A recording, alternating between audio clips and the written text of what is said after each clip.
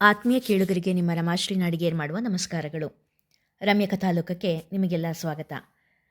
ನೀವೀಗ ಮಾಂಗಲ್ಯ ಬಂಧನ ಧಾರಾವಾಹಿಯ 49ನೇ ಅಧ್ಯಾಯವನ್ನು ಕೇಳ್ತಾ ಇದ್ದೀರಾ.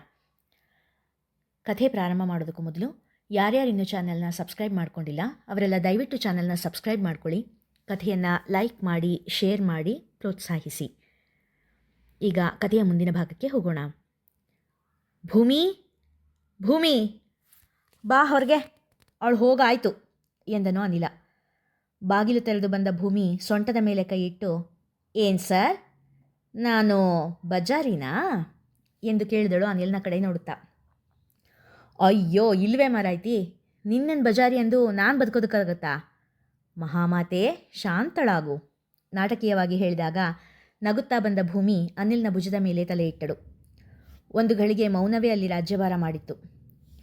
ಅಮ್ಮ, ತಲೆನೋಯ್ತಾ ಇರಬೇಕಲ್ಲ ಈ ನಾಟಕ ಎಲ್ಲ ನೋಡಿ, ಎಲ್ರಿಗೂ ಕಾಫಿ ಮಾಡ್ಕೊಂಡು ಬರ್ತೀನಿ ಎನ್ನುತ್ತಾ ಅಡುಗೆ ಮನೆ ಕಡೆ ನಡೆದಳು ಭೂಮಿ. ಏನೇ ನಾಟಕ ಅಂತ ಹೇಳಿದ್ರು ಭೂಮಿ ನೊಂದ್ಕೊಂಡಿದ್ದಾಳೆ ಕಣೋ, ಆವಾಗಲೇ ಅವಳು ನಿಜವಾಗ್ಲೂ ಅಳ್ತಾ ಇದ್ಲು ಎಂದರು ಭಾಮ ನೋವಿನಿಂದ. ನಿಜವೇ, ನೋವಾಗೋದು ಸಹಜ ತಾನೇ. ಮೊದಲಿಂದಾನು ಗೆಳತಿ ಅಂದ್ಕೊಂಡೋಳೆ ಹೀಗೆ ಬಣ್ಣ ಬದಲಾಯಿಸಿದಾಗ ನೋವಾಗೋದು ಸಹಜ ತಾನೇ ಎಂದರು ಜಗನ್ನಾಥ. ನೋಡ್ದ್ಯಾಮ್ಮ, ನೀನು ಮುದ್ದಿನ ಸೊಸೆ ಚಾಣಾಕ್ಷತನಾನ.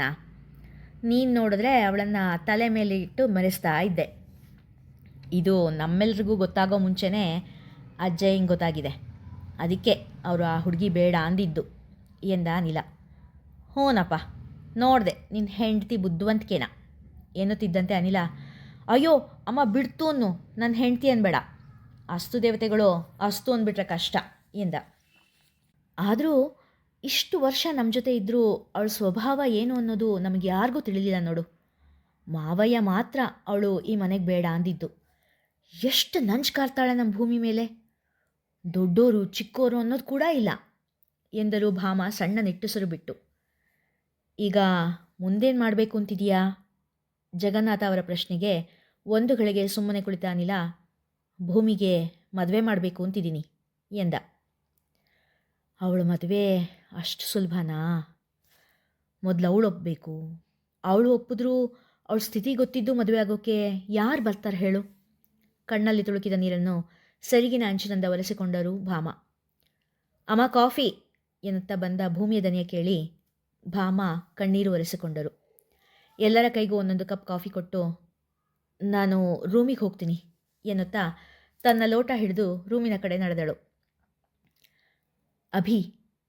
ನಮ್ಮ ಅಭಿ ಭೂಮಿನ ಮದುವೆ ಆಗ್ತೀನಿ ಅಂತ ಹೇಳಿದಾನೆ. ಅವನು ಭೂಮಿಜನ ಅವಳಿರೋ ಹಾಗೆ ಒಪ್ಕೊಂಡು ಪ್ರೀತಿಸ್ತಾ ಇದ್ದಾನೆ ಎಂದನು ನಿಧಾನವಾಗಿ. ಅಭಿ ಅಂದರೆ ಅದೇ ನಮ್ಮ ಘನ್ಪಾಟಿಗಳ ಮನೆಗೆ ಬಂದಿದ್ದಾನಲ್ಲ ಆ ಹುಡುಗನ? ಅಚ್ಚರಿಯಿಂದ ಕೇಳಿದ ತಾಯಿಗೆ, ಹೌದಮ್ಮ ಅವನೇ ಎಂದ ಅನಿಲ ತಗ್ಗಿದ ದನಿಯಲ್ಲಿ. ಅವನೊಪ್ಪಿದ್ರೆ ಆಯಿತಾ?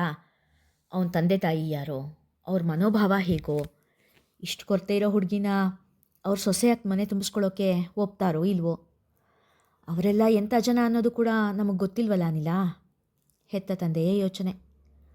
ಅದು ಅಭಿ ಯಾರ ಮಗ ಅಂತ ನಂಗೆ ಗೊತ್ತು, ಅವರು ನಿಮಗೂ ಗೊತ್ತಿರೋರೆ. ನಿಜ ಹೇಳಲೇಬೇಕಾದ ಸಮಯ ಕೂಡಿ ಬಂದಿತ್ತು. ಹೌದಾ, ನಮಗೆ ಗೊತ್ತಿರೋರ ಮಗನಾ? ಯಾರದು? ಅಚ್ಚರಿಯಿಂದ ಕೇಳಿದರು ಭಾಮ. ಅವನು ಒಂದು ರೀತಿಲಿ ಈ ಮನೆ ಮೊಮ್ಮಗನೇ, ಮುಕ್ತ ಅತ್ತೆ ಮಗ, ಸಣ್ಣ ದನಿಯಲ್ಲಿ ಹೇಳಿದ. ಏನು, ನಮ್ಮ ಮುಕ್ತಾನ್ ಮಗನಾ? ಜಗನ್ನಾಥ ಅಚ್ಚರಿಯಿಂದ ಕೇಳಿದರು. ಹೌದಪ್ಪ, ಮುಕ್ತ ಅತ್ತೆ ಎರಡನೇ ಮಗ ಅಭಿರಾಮ. ಅಂದರೆ ನಿನಗೆ ಮುಕ್ತ ದೊಡ್ಡಪ್ಪ ಎಲ್ಲ ಎಲ್ಲಿದ್ದಾರೆ ಅನ್ನೋದು ಗೊತ್ತಾ? ನೀನವ್ರನ್ನ ನೋಡಿದೀಯಾ? ಮಾತಾಡ್ಸಿದೀಯಾ? ಅಪ್ಪಯ್ಯಂಗೆ ಗೊತ್ತಾದರೆ ಎಷ್ಟು ಸಂತೋಷ ಪಡ್ತಾರೆ. ಅಪ್ಪಯ್ಯ ಅವರ ಅಣ್ಣನ ನೆನೆಸ್ಕೊಳ್ದೇ ಇರೋ ದಿನಾನೇ ಇಲ್ಲ, ಉತ್ಸಾಹದಿಂದ ಹೇಳಿದ ಜಗನ್ನಾಥ. ಇರು, ಅಪ್ಪಯ್ಯಂಗೆ ಈ ಸಂತೋಷದ ವಿಷಯನ ಹೇಳ್ಬರ್ತೀನಿ ಎಂದು 2 ಹೆಜ್ಜೆ ಮುಂದಿಟ್ಟರು. ಒಂದು ನಿಮಿಷ ಅಪ್ಪ, ಅಜ್ಜಯ್ಯಂಗೆ ಈಗೇನು ಹೇಳಬೇಡಿ ಎಂದ ಅನಿಲ್ನ ಮುಖವನ್ನೇ ನೋಡಿದರು ಜಗನ್ನಾಥ. ಈಗ ವಿಷಯ ಗೊತ್ತಾದರೆ ಅಜ್ಜಯ್ಯ ತಲೆ ಮೇಲೆ ನೀರು ಹಾಕ್ಕೊಳ್ಬೇಕು ಅಂತಾರೆ ಎಂದ ನಿಧಾನವಾಗಿ. ಅಂದರೆ ದೊಡ್ಡಪ್ಪ? ಜಗನ್ನಾಥ ಪ್ರಶ್ನಾರ್ಥಕವಾಗಿ ನೋಡಿದಾಗ ಹೌದು ಎಂಬಂತೆ ತಲೆ ಆಡಿಸಿದ.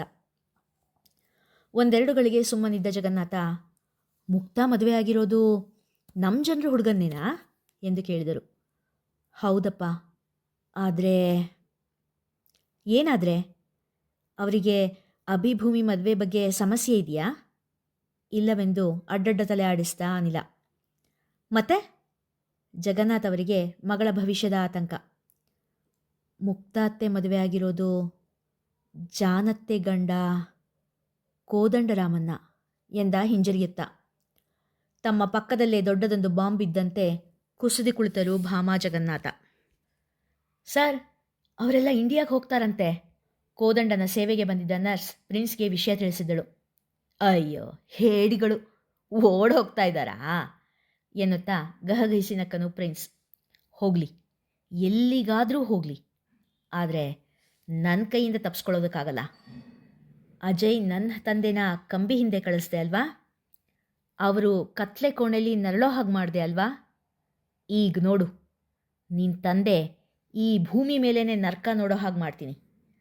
ನಿನ್ನ ತಾಯಿ ಅಂತೂ ಅನುಭವಿಸ್ತಾ ಇದ್ದಾಳೆ, ಇನ್ನು ನಿನ್ನ ತಂದೆ ಸರದಿ ಎಂದವನೇ ಆ ನರ್ಸ್ಗೆ ಫೋನ್ ಮಾಡಿದನು.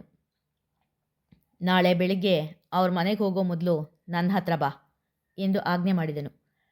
ಕಂತೆ ಕಂತೆ ಹಣ ಕೊಡುವ ಬಾಸ್ ಮಾತನ್ನು ತಳ್ಳಿ ಹಾಕದ ನರ್ಸ್ ಬೆಳಿಗ್ಗೆ ಬರುವೆನೆಂದು ಹೇಳಿದಳು. ಗಗನವು ಎಲ್ಲೋ ಭೂಮಿಯು ಎಲ್ಲೋ ಒಂದು ಅರಿಯೇನಾ ಜೋರಾಗಿ ಹಾಡುತ್ತಾ ಮನೆಯ ಒಳಗೆ ಬಂದಳು ಸಿಂಧು.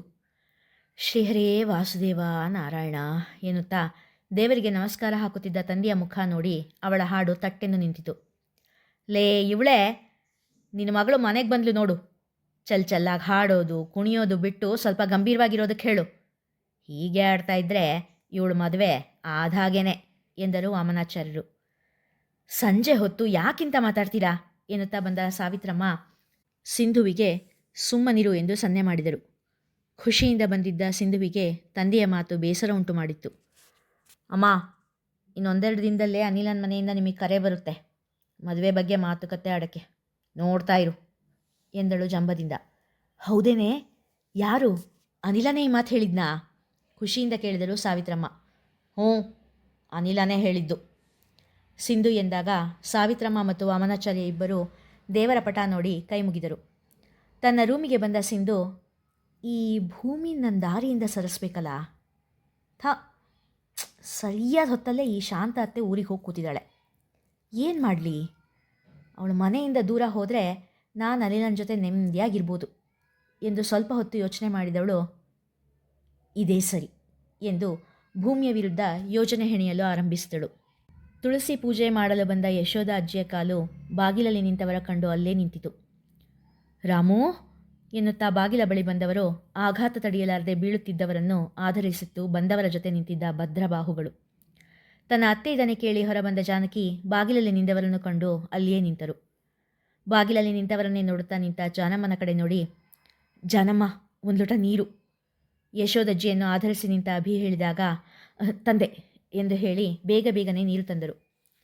ಅಜ್ಜಿ, ಅಜ್ಜಿ ಎದ್ದೇಳಿ, ನೋಡಿ ಇಲ್ಲಿ ನಿಮ್ಮ ಮಗ ನಿಮ್ಮ ಕಣ್ಮುಂದೆ ಇದ್ದಾರೆ, ನೋಡಿ ಕಣ್ಬಿಡಿ ಎನ್ನುತ್ತಾ ಯಶೋಧ ಅವರ ಮುಖದ ಮೇಲೆ ನೀರನ್ನು ಸಿಂಪಡಿಸಿದ ಅಭಿ.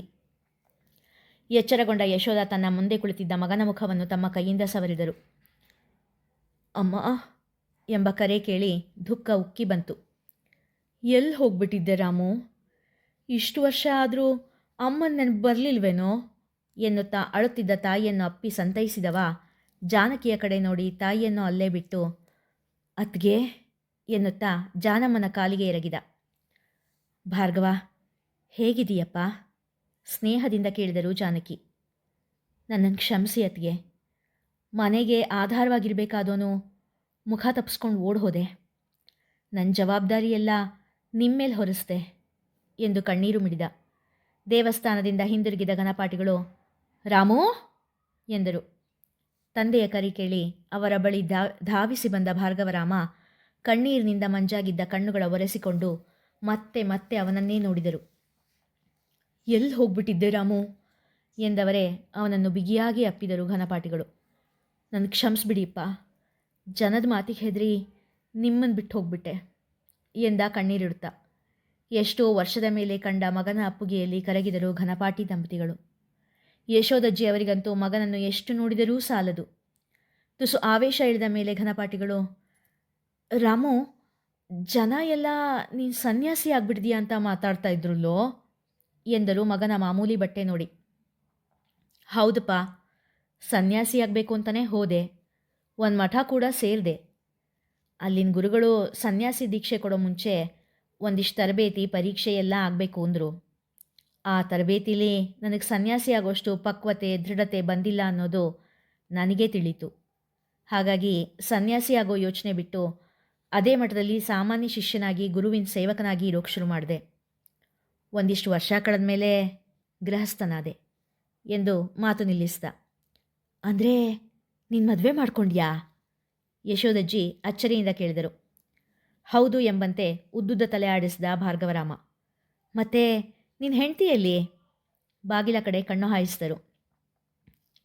ಅಮ್ಮ ಎಂದ ಭಾರ್ಗವರಾಮ, ನೀವು ಅವಳನ್ನು ಒಪ್ಕೊಳ್ತಿರೋ ಇಲ್ವೋ ಅಂತ ಎಂದು ಕಣ್ಣು ಕೆಳಗೆ ಮಾಡಿದ. ಅಯ್ಯೋ ಹುಚ್ಚಪ್ಪ, ನಮ್ಮ ಸೊಸೆನ ನಾವು ಒಪ್ಕೊಳ್ಳಲ್ಲ ಅಂತ ಯಾಕೋ ಯೋಚನೆ ಮಾಡಿದೆ? ನೀನು ಮೆಚ್ಚಿ ಎನ್ನುತ್ತಿದ್ದವರ ಮಾತನ್ನು ಅರ್ಧಕ್ಕೆ ತಡೆದು, ಅವಳು ನಮ್ಮ ಜನ ಅಲ್ಲ ಎಂದ. ಒಂದು ಕ್ಷಣ ಎಲ್ಲರೂ ಮೌನವಾದರು. ಘನಪಾಟಿಗಳು ಮೌನ ಮುರಿಯುತ್ತಾ, ಮದುವೆ ಆದಮೇಲೆ ಅವಳು ನಮ್ಮೋಳೆ. ಮದುವೆ ಮೊದಲು ಅವಳು ಏನಾಗಿದ್ಲು ಅನ್ನೋದು ನಮಗೆ ಬೇಡ. ಈಗ ಅವಳು ನಮ್ಮ ಮಗನ ಹೆಂಡತಿ, ಈ ಮನೆ ಸೊಸೆ. ಅವಳನ್ನು ಇಲ್ಲಿ ಕರೆಸು ಎಂದರು.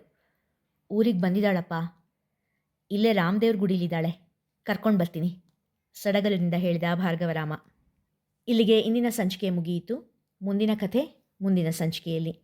ಕಥೆ ಇಷ್ಟವಾಗಿದ್ದರೆ ಹೆಚ್ಚು ಹೆಚ್ಚು ಜನರಿಗೆ ಶೇರ್ ಮಾಡಿ, ಕಥೆಯನ್ನು ಲೈಕ್ ಮಾಡಿ, ಹಾಗೆ ಕಮೆಂಟ್ ಸೆಕ್ಷನ್ನಲ್ಲಿ ನಿಮ್ಮ ಅಭಿಪ್ರಾಯ ತಿಳಿಸಿ ಪ್ರೋತ್ಸಾಹಿಸಿ.